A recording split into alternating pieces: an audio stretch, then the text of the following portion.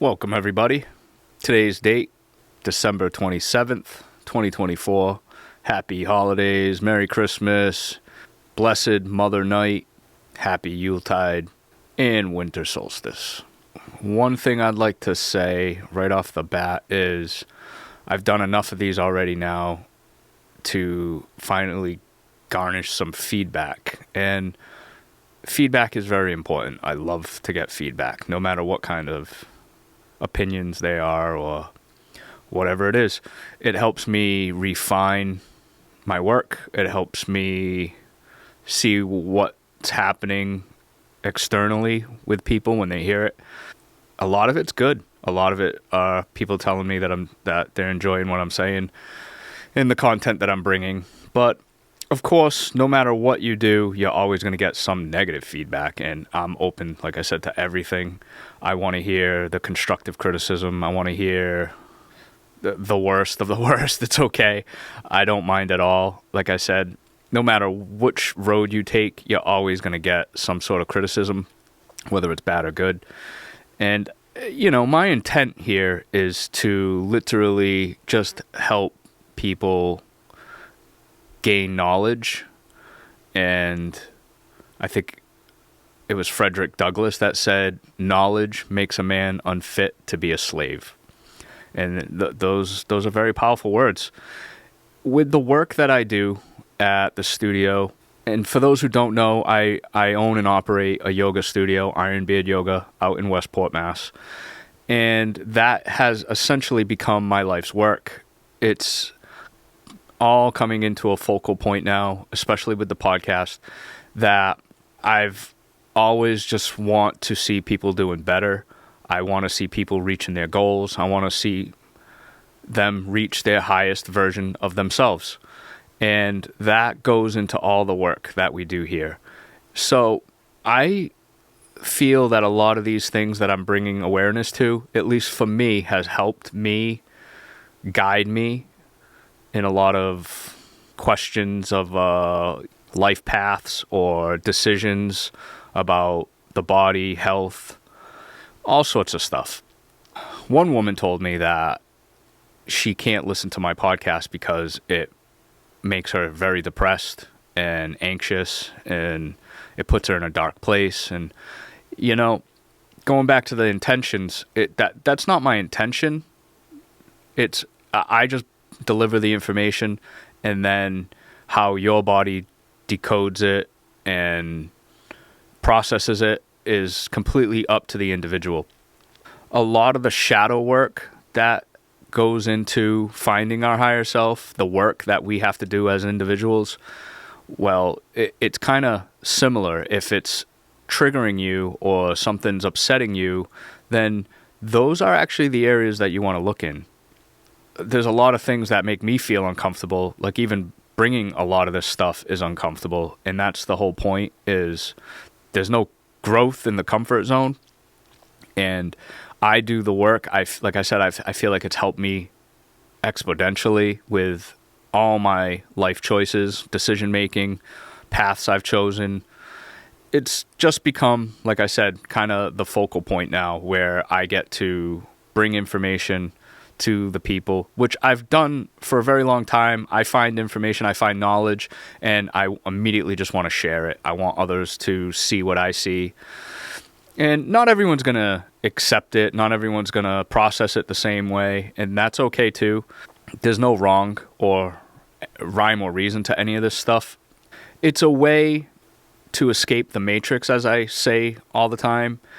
I mean, we're all prisoners. We're all slaves to one thing or another, or whether it's our job, whether it's our, providing home, whether it's some of the food we eat, whether it's a lot of it's our habits, like your phone, how much screen time you accumulate on the computer, maybe it's in the TV, maybe it's sports, who knows, whatever it is. But we're all trying, not all, but a lot of people are trying to find their higher self. And not for nothing, a lot of people come into the studio and they just want to have a good time. They just want to stretch out. They want to do their thing. And that's great. It's awesome. I'm blessed. But there's also another group of people who come in solely to help find and achieve their higher self. They want to get to the next level. They have healing they need done. They'll have blockages, and they're searching for the answers. I will be the first one to say that I don't have the answers, but I can try to guide what has helped me find my answers. A lot of it is to do with knowledge. A lot of it is to have an understanding of our vices, our environment, our matrix, the matrix that we live in. A lot of people are content with just being unhappy, and they've just dealt with it. And a lot of people go through life just very unhappy. And I'm not trying to make people even more miserable or unhappy. But like I said, if you're not, it's your willingness to look into the dark. And that's what the shadow work is. Your willingness to look at the things that make you uncomfortable and question the things. Because ultimately, they play a big role in our decision making, our paths of life. So why wouldn't we want to look there, right? At least in my opinion. That's my belief. I do just that. I've done a lot of shadow work just on myself, but also in the world that I live in.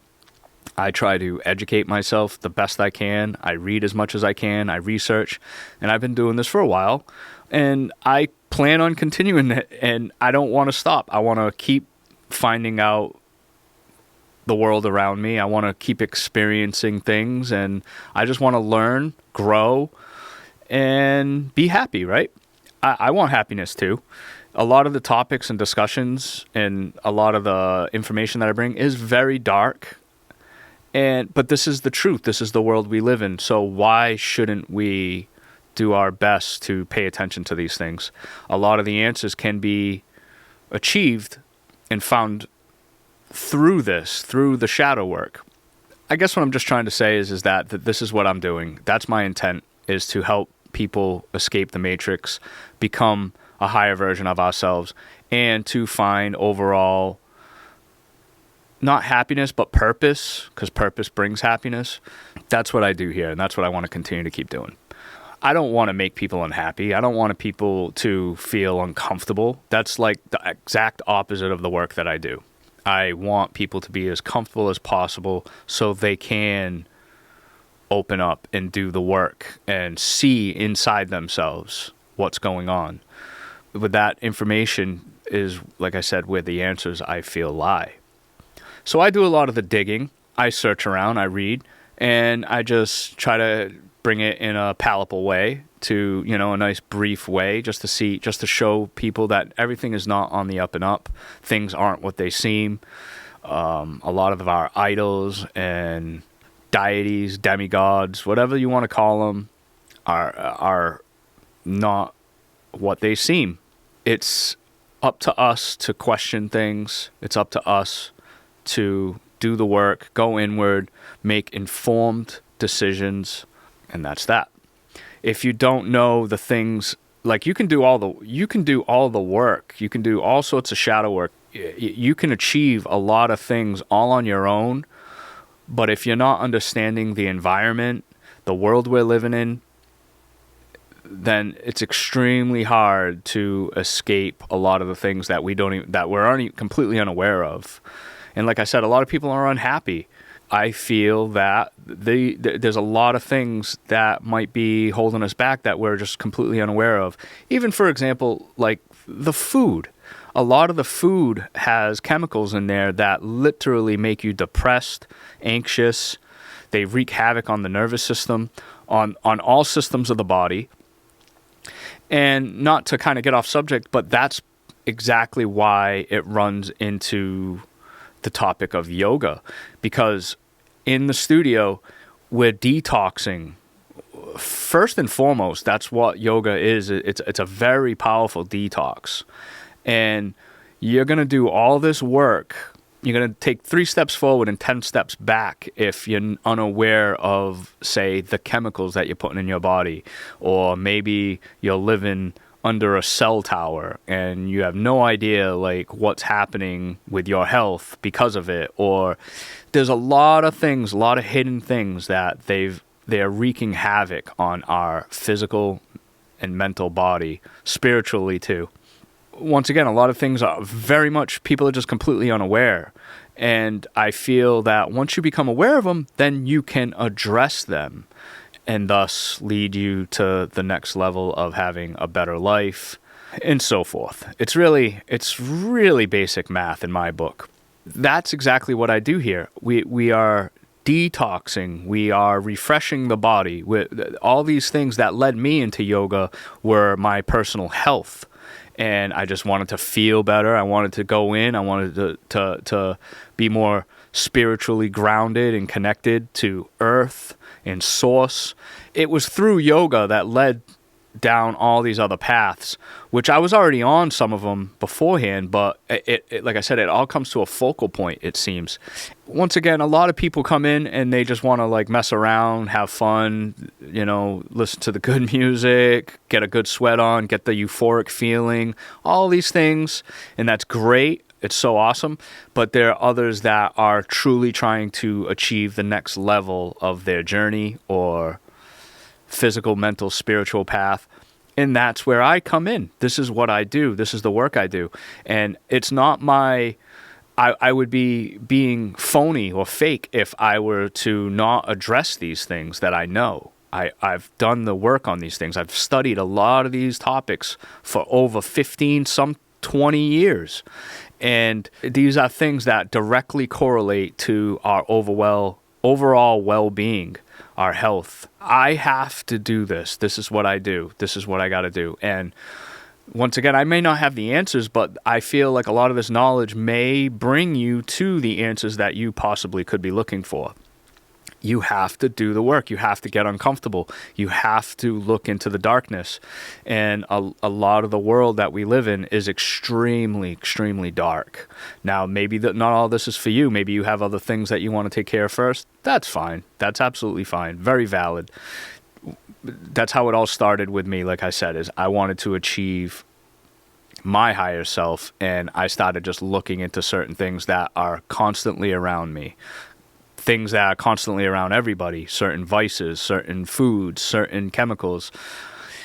And you have to essentially question everything because there's so much that, the government didn't protect you on and they didn't do their job. That's the ultimate number one goal of the government, is to protect their people, to protect your privacy, to protect your health.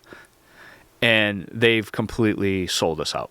A lot of the things that I bring to you is to prove that, is to show that they're essentially the enemy. I mean, there's no way around it. When you have allowed certain things to go on for so long and just turned a blind eye, when they know full on that it's completely unhealthy for you, but it doesn't serve the interests of the company or the corporation or themselves or their pockets or their greed, they have failed. They have failed. I want to bring the information that's going to help steer maybe a different direction or a different path. I don't want to be fake. I don't want to just try to please people and just be like, oh yeah, you're right. A yes man, or if I see something, I'm going to say it. And if you're coming to me to find your higher self, I'm not going to sugarcoat it. I'm not here to please people. I'm not here to, like I said, to just agree and be like, oh yeah, and just make everybody happy. That is not what the work we do. It's actually the complete opposite. Like I said, a lot of this work is dark. It's dirty. It's it's going to suck. Bottom line. Like going to the gym, like I love going to the gym, but at the same time, like it sucks on certain days, a lot of times, to torture yourself and to power through injuries and all these things. Like, the work is tough. It's not made to be easy, and that's why a lot of people avoid it. A lot of people, it's just easier to just step back into the comfort zone. We don't want that. There's no growth there. And like I said, as much as I love customers and new people and all these things, all walks of life, by the way, I don't judge. I don't care who you voted for and what you eat, and that's not my job. My job is to just show you what I have found and the reasons for my convictions. With that said, I'm not a people pleaser. As much as I would love to be, like, I'm not doing it. I'm not here to be fake. I practice what I preach. I embody it. I live it. I breathe it. This is what I do. That is the main reason why I opened my studio, was to have a place where others can do the same work, to do the dirty work, to break themselves down and to rebuild themselves. Kind of going full circle, that is the correlation to yoga. It's to find our higher self, whatever that may be. And the only way we can do that is to have information. You have to have knowledge of it. You have to have an understanding of it. And then you can develop the tools to do the work. Whatever that may be, it's different for everybody. I am not going to stop doing what I do. I'm not going to not bring this information because, like I said, I feel a lot of it is very important. And going back to the feedback part, yeah, there's going to be people who don't agree with it. There's going to be people who don't want to come to the studio because of it. All I know is that I'm being my authentic self, and there is no other way for me. There's no other way. If that scares you, so be it. So be it. It's scary work.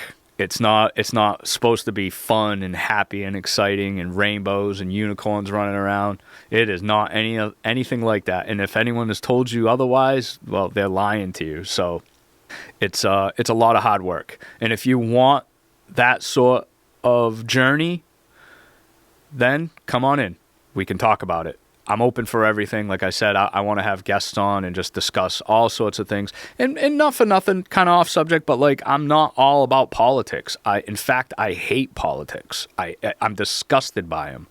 And it's because of the sellout is so strong that there's such discord with me with that. Like, there's a lot of things I don't know and I don't care to even look into just because they haven't interested me yet. But ultimately, like, I'm not into politics. I'm just into seeking the truth. So with that said, let's get into some of the news about things. A lot of people have asked me about the drones flying around and these like stupid freaking videos that go viral and people get all worked up and concerned. It's so easy to do that. So easy.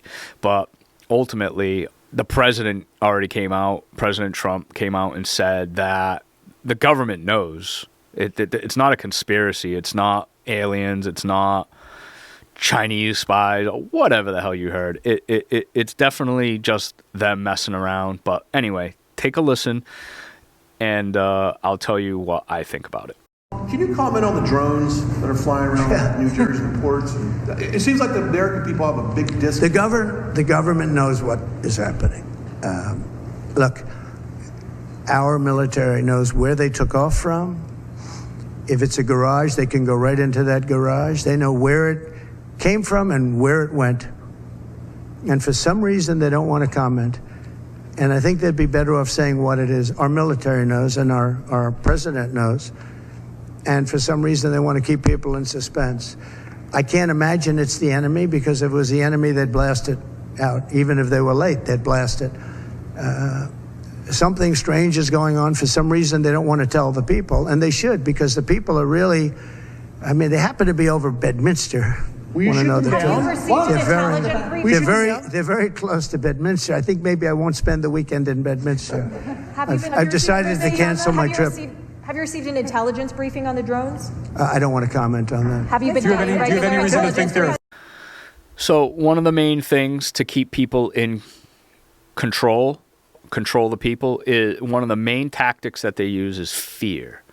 And fear, well, makes you unlogical. It puts you into that fight or flight.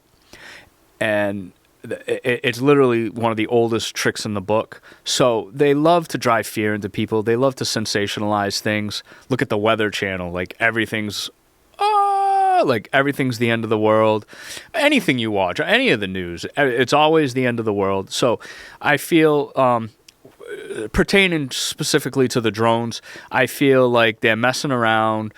Some story will come out about it, and then I feel the main thing that's going to end up happening is they're going to pass legislation to ban civilians from owning drones, because I don't think they like that technology in our hands. It gives you too much of a bird's eye view, literally, and people are putting them in places that they don't want them in, and we're getting a bigger picture of things. So I think, just personally, that's all that is. If that doesn't happen, great. But I think essentially it's probably just a way of controlling a situation. And the drone technology is getting out of control. It's phenomenal, honestly. It's really crazy. A couple of buddies have them, and they're pretty epic. They're pretty epic little machines. So I can't imagine where those are going to go in the next 5-10 years. But I feel essentially they're already regulated like crazy here, but they're going to dump massive regulations on them, and you'll need a license or some sort of FCC clearance to fly them. We'll see, but I feel like that's essentially what's really going on with the drone situation. I already know that I'm a little behind here, but like that's what was going on last week. Everything was, the drones, what's going on? So to address that, that's what I think. Moving along. Justin Trudeau has finally been ousted out of Canada. This guy was an absolute full-blown communist. If his job was to essentially turn a great country of Canada into a communist state, he's done that. He's done it quite well. And finally, the people have had enough. And I believe he's stepping down, if hasn't already. I started looking for a couple clips on it, but it wasn't something I cared too much to dig on. It was just something that I thought was very fascinating. So you've sold us out to globalism. Okay. You are not working for Canada. You are working for your globalist partners. I wonder how much they're paying you to betray Canada. What do we do with traitors in Canada, Mr. Trudeau? We used to hang them for treason. And you're doing that very same thing to us now. Okay. Yeah, moving forward. But yeah, that's great news. That's really good news for Canada. Thank the gods, because like I said, he was an absolute horror show over there. He's taken a lot of their liberty away. And once again, if you don't have freedom of the mind, the body, economic freedom, then you don't have freedom at all. Good job, Canada. Shout out. Moving along. Hot dogs. I know. When I was younger, I used to love hot dogs, but I haven't had a hot dog in at least 10 years. And thank the gods, this stuff, what are they doing with the food? What are they doing with the food? Yeah. So I'll let you decide. Listen to this. This is going to be a good one, especially if you still eat them. Whew.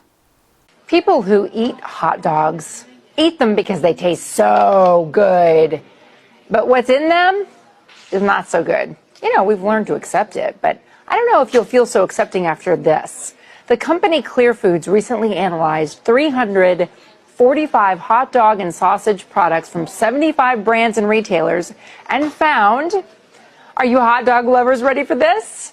Human DNA in 2% of the samples and in 2/3 of the vegetarian samples. And get this, 10% of all vegetarian products appear to contain meat. Clear Foods says that there are some companies producing high-quality hot dog, top scores to Butterball, McCormick, Eckrich, and Hebrew National. Human DNA. I told you. And kind of going back to what I was just saying, if you don't have this information, how do you know what you're doing detrimentally to yourself? You don't. It's really sad. I don't know what's going on. It's a horror movie though, right? So,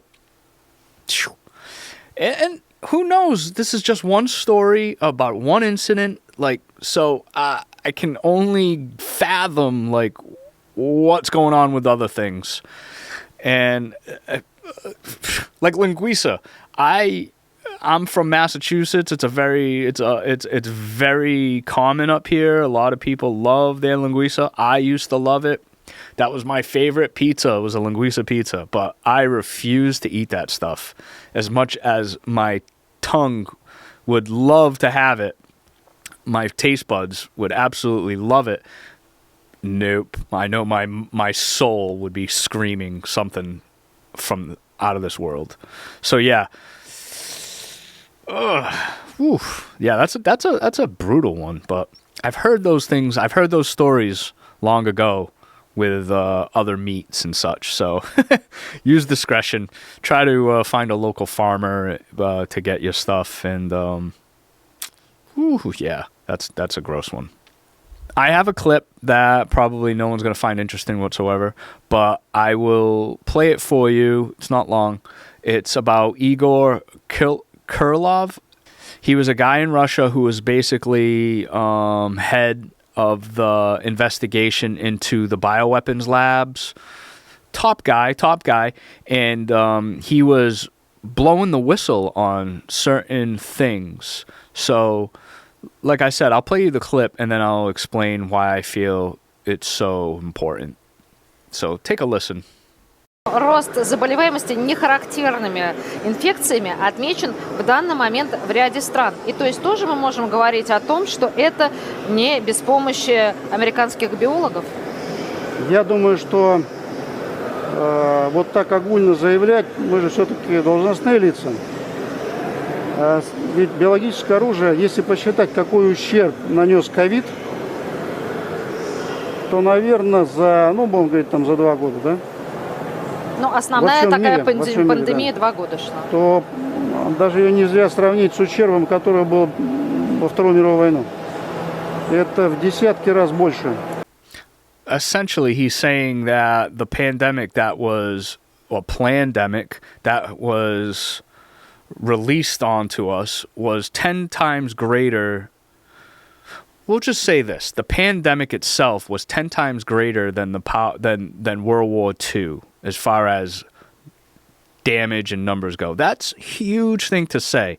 So imagine if this was, just go into imagination land for a second, and we'll just say, how would you feel if this was a planned event?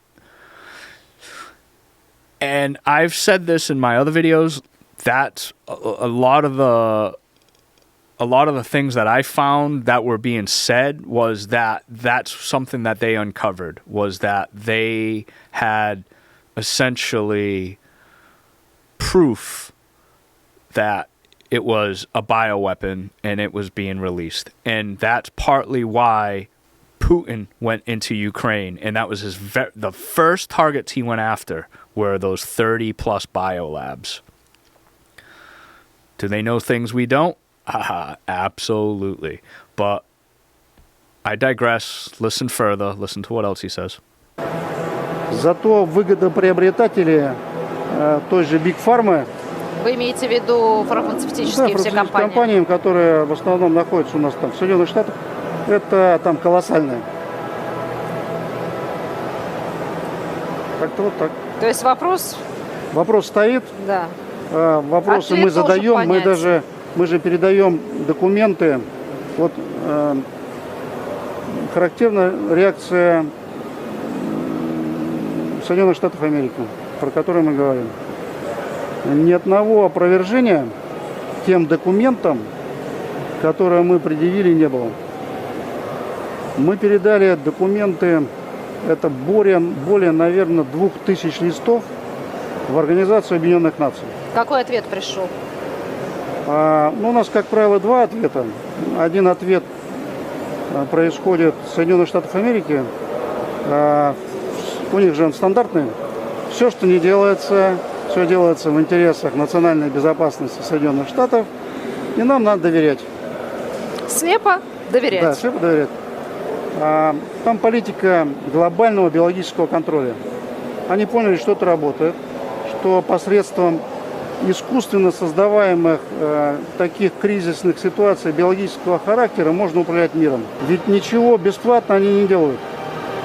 И даже поставляя каким-то государствам на безвозмездной основе, она не такая безвозмездная, как они об этом говорят. So, why do I feel this is so powerful and significant? Well, he was assassinated. He was targeted to be taken out.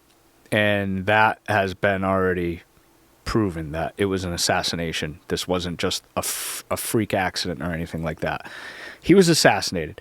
And he was basically kind of just giving you a glimpse into what I just said. He was spilling the beans on certain pandemics that may have taken place, and it kind of just emphasizes, this is the main point, it kind of emphasizes on how powerful the pharmaceutical industry is, with the military industrial complex, the news industrial complex, all these combined.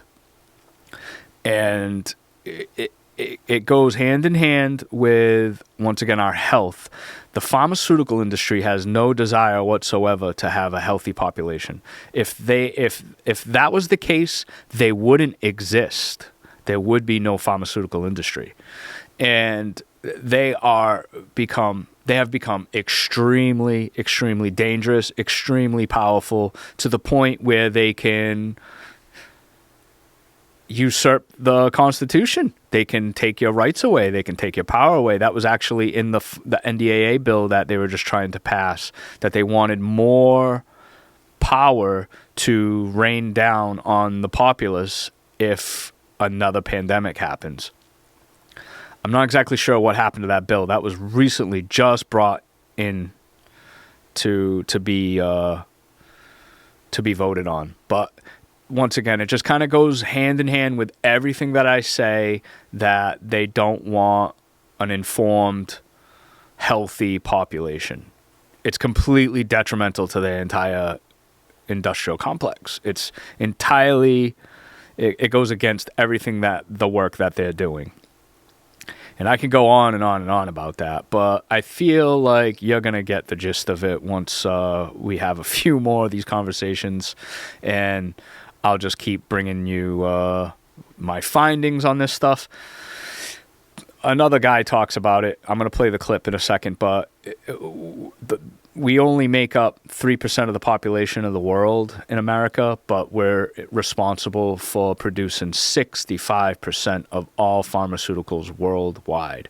Talk about a business here. This is the ultimate drug dealers. And if they can get everybody on them, mission complete, right? That's going to be going into my next topic soon. But yeah, that's just that's unacceptable. Do your best to take care of yourself. Do your best to detox. Do your best to stay away from these pharmaceutical companies. Do your best to stay away from some of these doctors who push these things on you without ever asking you, what's your diet like? What are you eating? They have no clue on nutrition. So that's a huge red flag to me in my book, when they're willing to stick you on a pill before they even discuss your nutritional values or what you're doing for exercise and what have you. Doctors are essentially drug dealers, and Big Pharma is the drugs. It's, like I said, it's kind of basic math, but that's okay. We're working on it, right? We're working on it. The fact of the matter is that we in the United States are 4% of the world's population and produce 75% of worldwide pharmaceutical profits. And what is that getting us? It's getting us 60th in life expectancy. 40% of teenagers are on a pharmaceutical product. The rates of SSRI prescriptions, statin prescriptions, metformin prescriptions have skyrocketed among teens. Now the American Academy of Pediatrics is recommending Ozempic as a first-line defense for 12-year-olds. The root cause of why we're the sickest country in the world, and particularly have the sickest kids of any developed country in the world, is not pharmaceutical deficiencies. There's very toxic things going on with our food and with environmental factors. Bobby Kennedy and Donald Trump are talking about a golden age of American medicine where we empower researchers to figure out what the heck is going on here. He is going to mandate that the NIH returns their focus to foundational research. Right now, 85% of NIH funding is going going to pharmaceutical R&D to profit from the fact that we're getting sick, not actually solve the root cause. We're going to get corruption out of the FDA. We're going to have CMS with Dr. Oz get back to actually incentivizing and having codes that get to the root cause, that incentivize wellness prevention. There's a true revolution here. So yeah, I think personally, Big Pharma, actually it's kind of an eye-opener for me because I didn't realize how powerful and big it is, but it seems like it's something beyond my scope, something far greater than I could ever imagine. The billions that these companies rake in, let alone just on the vaxes alone, like that's its own beast, which we're going to get into in a second. But next thing I want to talk about is a chemical called atrazine. This is something actually I wasn't really hip to yet, but it's starting to come out more and more. And not to get off subject too much, but for me personally, I feel this is why I'm so excited about this administration and the people that are coming in, because for the first time, I think in the United States history, where we actually have people who have the brains and are actually going after certain chemicals and certain things that have been absolutely detrimental to our health. Otherwise, like I said, they've sold us out. They have been turning a blind eye for far too long. So this chemical called atrazine is one of the main pesticide. It's one of the main pesticides that they use on just about all our food, all things grown, which comes down to your shirts, your cotton. It's in everything. And it's a massive, just like all pesticides, it's a massive hormone disruptor. And if you can disrupt the hormones of the body, it opens the floodgates for so many health problems. How many women, for example, how many women do you know who have thyroid issues or swollen glands in the neck? Like, I know so many people like this, not just women, but I say it a lot because they're very susceptible to a lot of these things, and especially endocrine disruption, full-on estrogen, and it completely disrupts our body. That's what I was trying to say. Estrogen, that was the chemical. So yeah, take a listen to this clip. Craziness. It's crazy. But I'm crazy. I'm crazy. They're probably the most disturbing endocrine disruptor, and this is something we should all be looking at, is atrazine. But they took atrazine and they put it in a tank with 40 frogs for 3 years. They put it below the exposure levels that EPA considers acceptable to humans. And 30 of those frogs, they were all male frogs, and they were double Z, male frogs, so they were super males. And 30 of those frogs were chemically castrated. 4 of them turned into females and produced fertile eggs. Atrazine's a pesticide that's in much of the tap water kids drink today and the food that they eat. When Berkeley professor of integrative biology Tyrone B. Hayes investigated atrazine, he did an experiment on frogs where he introduced atrazine to the water. The result was that many of the male frogs turned gay and mated with other male frogs. So that's why I'm so excited for Robert F. Kennedy to come into play, because he is a powerhouse. He is talking about things. He's educating me still on certain things. And I hope to the gods that he puts an end to a lot of these things, truly making America healthy again, because this is horrid, horrid stuff. Horrid stuff. This is why cancer is completely through the roof in this country. It's so bad. I have another clip a guy who kind of like talks a little bit more into that stuff as far as the numbers and statistics go. But we are a very, very unhealthy nation, and we're one of the most developed in the world. So what's going on? We're developing all the pharmaceuticals. We're developing all these things that's supposed to combat disease and viral, and yet we're the sickest of them all. No bueno, not in my book. And to kind of go back into the excitement and why there's so many people excited for this administration is because all the conspiracy theorists, which by the way, I'm a huge conspiracy theorist, right? All of them all of us are now being vindicated. We are having our day finally, and I don't want to be like, I told you so. It's not like that. Once again, it's this information I've been trying to bring to people for such a long time. So to hear it in the political forefront is truly a breath of fresh air. It's truly mind-blowing. I literally feel like I am in the Twilight Zone, because I can't believe it took so long. I thought this day would never come. There's a lot of excitement going on, and this is partly the reason why, like I said, because a lot of these people were trying to bring you this information for a very long time. For example, 5G, these cell phone towers, these things are weapons. They're weapons, and they are causing us cancer. I'll be not the first to say it, but like I've been screaming this for a long time. When I went to Norway, and when I was in Norway, they have almost no cell towers anywhere. Like those little gray boxes that are up on the poles. I went to a couple of their main cities, and there were like one or two. And I was like, wow, look at that. They don't have that. Which, by the way, my ears weren't nearly ringing as nothing like they do here in the States. And when I go into like deep into New Hampshire where there's like poor signal, I'm telling you, my ears don't ring nearly as much. I actually can hear clearly. But whenever I'm in the city or what have you, my ears ring like crazy. And no, I don't think it's just tinnitus or any of that jazz. Yeah, I don't know. I'm crazy. I've lost my mind. So there you have it. When I was there, when I was in Norway, and I was not surrounded by towers because I was so paying attention to it. I was taking a lot of photography. I was taking a lot of pictures. I was filming a lot of videos. I was being very, very observant. And but one thing I did notice is that I never lost signal. I never lost any. I always had cell phone service. I was calling people all the time, all different places.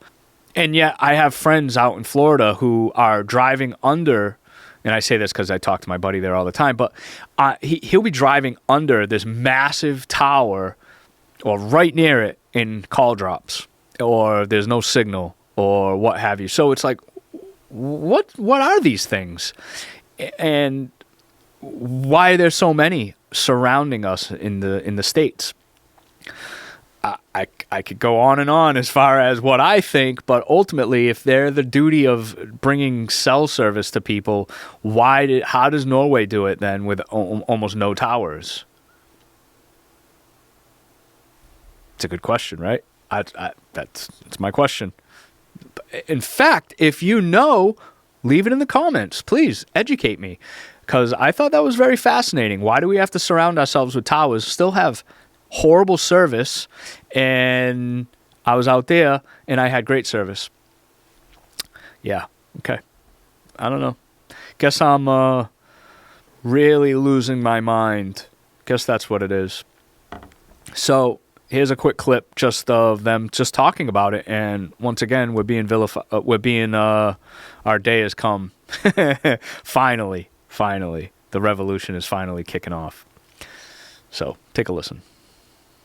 Okay, my concern about 5G is that the RF radiation from 5G is dangerous. It penetrates it disrupts the blood-brain barrier. It also is associated with glioblastomas and other cancers. And it causes a lot of other dramatic health effects. And there are literally thousands and thousands of studies in that. I've litigated on that issue, and I've won in the Federal Court of Appeals. So, you can say it's a conspiracy theory, but the Federal Court of Appeals, I also won a case on Monsanto and glyphosate that it caused non-Hodgkin's lymphoma, and that was called a conspiracy theory. What I've said about 5G is, yeah, it is dangerous. It is underregulated. Other countries regulate it much better than us. And we need to protect our children. We should not be having these antennas on elementary schools. We should be warning people appropriately, do not put that cell phone next to your head. Because, we're seeing this epidemic now of glioblastomas, and almost all of them are connected to the year that you favor the cell phone with. Oh, there's study after study that shows that, and I'm in litigation on that issue right now, and Strange times we're living in. Strange times indeed. Elon Musk, which, by the way, I can't stop thanking him enough, because if it wasn't for him, he has essentially restored somewhat a level of the internet that once was 15 years ago. When I was doing a lot of my research and digging, there was so much stuff you could find on the internet. It's all been scrubbed. It's all been censored. Why? Why? Is it that dangerous? Well, I think so. At least to them it is. And to the narrative and to the agenda. Thank you so much, Elon. He is essentially saving the world by uncensoring X. And that's where a lot of people are now finding a good platform to start talking again. Which, by the way, these ain't just kids or just random people in their garage. These are doctors. These are educated people. These are the highest levels of things. And they're bringing these things. They had documentaries they made, all scrubbed. They don't want anybody like that to have a voice. Like I said, anything that's going to contradict their narrative. Of course, Elon is being vilified.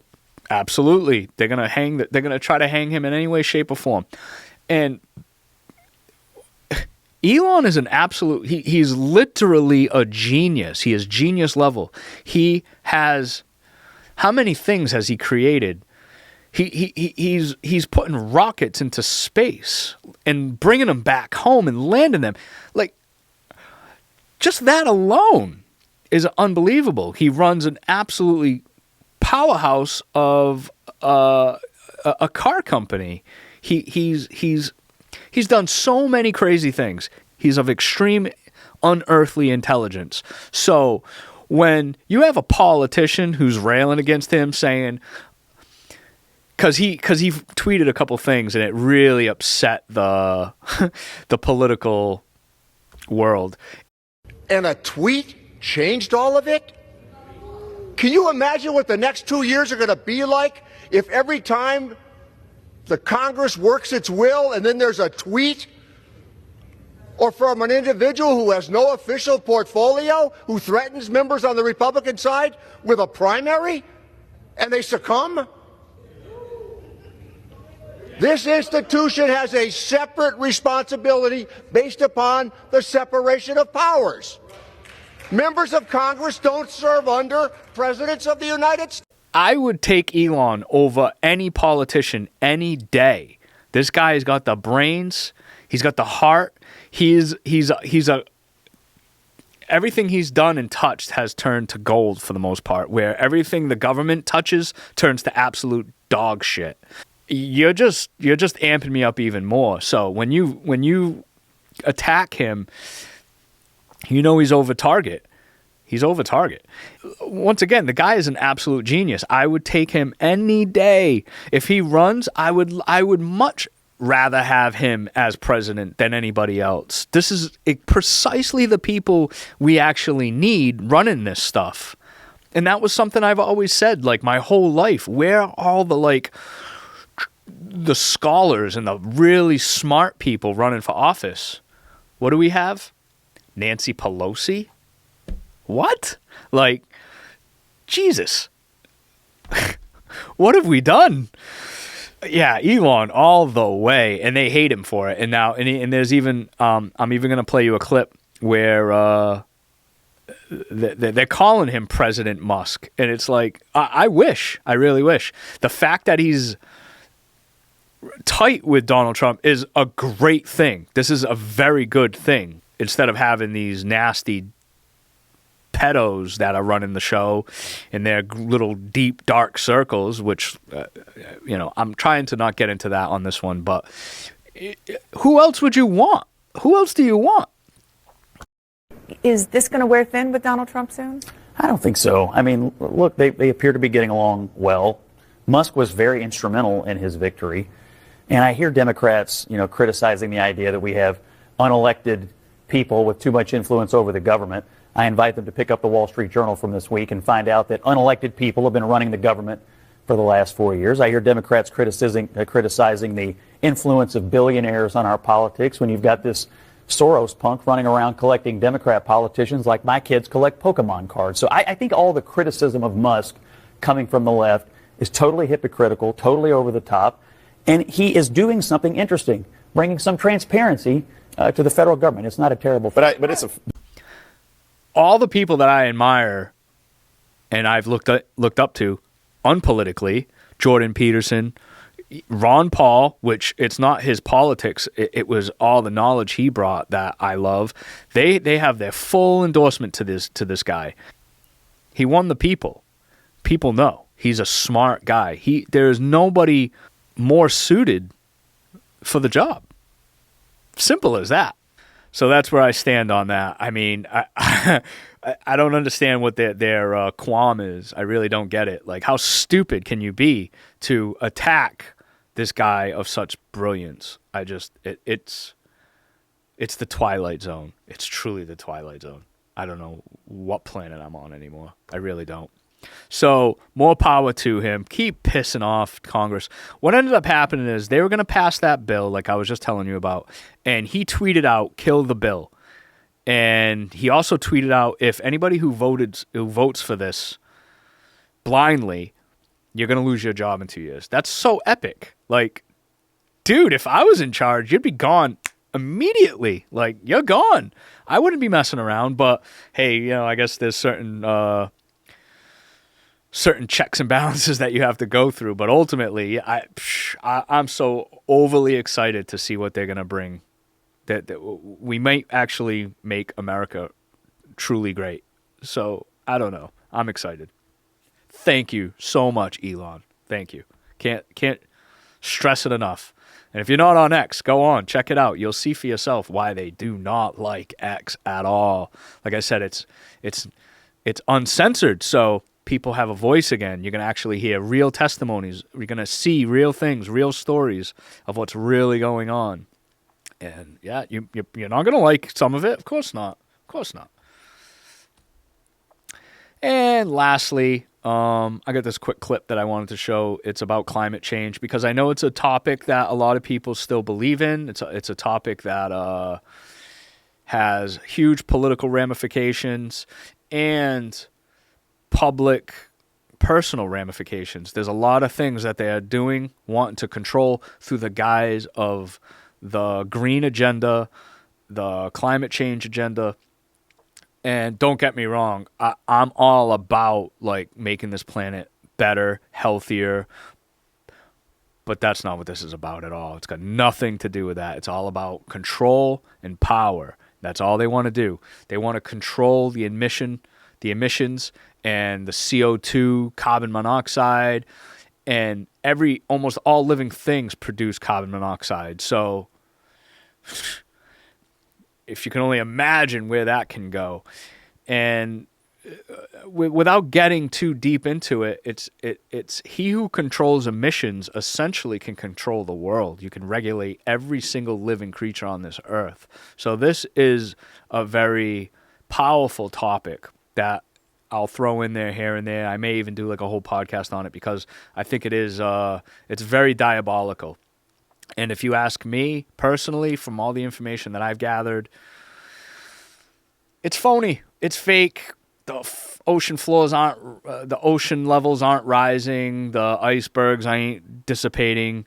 And a very interesting fact of statistics is, do you know who the number one polluter of the world is? It's the United States military.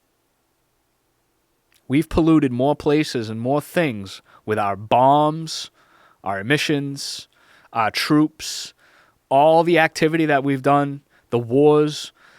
We have absolutely decimated Iraq. Just kind of going on to that. Like, Iraq is like a nuclear wasteland in the sense. All their water supplies are essentially poisoned for like the next 100 years. The birth defects that are happening over there are through the roof. Just like Hiroshima and Nagasaki. They're still having birth issues over there. And that was what? In the 40s? 1945, I believe? when we drop those bombs.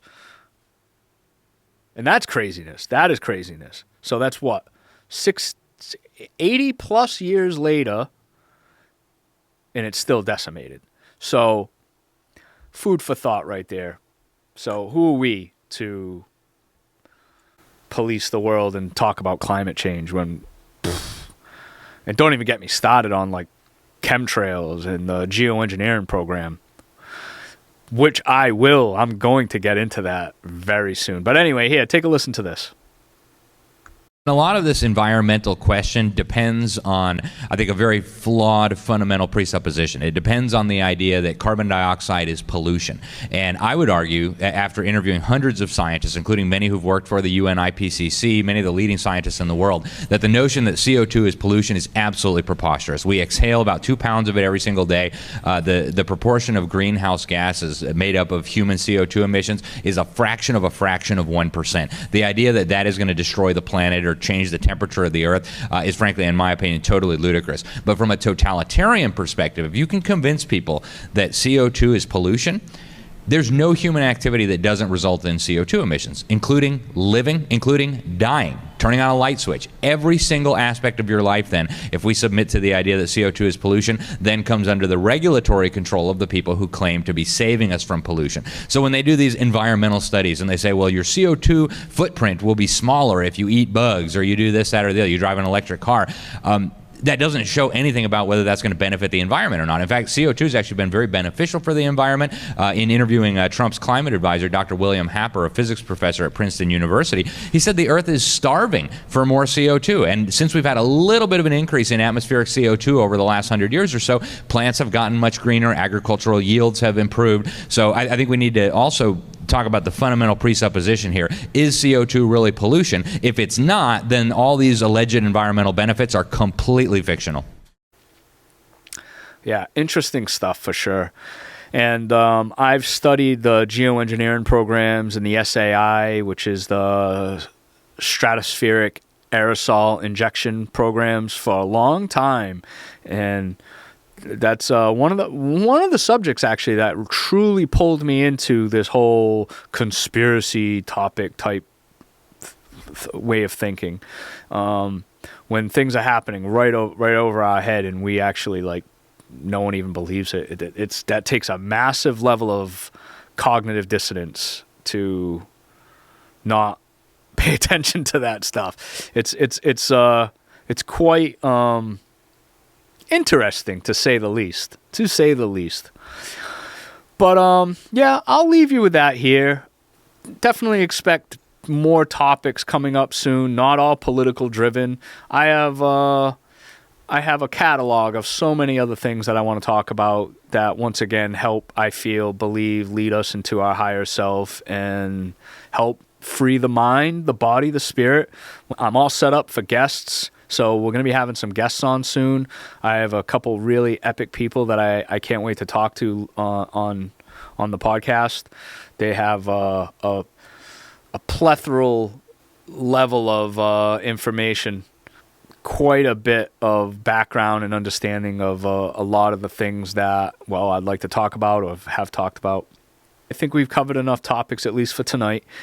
If you like the work that I'm doing, if you want to help the channel, please like, subscribe, share our stuff on social media. We're also on all platforms, so give us a like there too. Leave a comment. That would be great. Tell us, maybe things that you want us to talk about, and I'll try to get them on here. Until then, I hope everybody has a great day. Thanks again for watching. Valhalla. This is where we hold them. This is where we fight. This is where they die. And these shields, boys. Remember this day, man, for it will be yours for all time.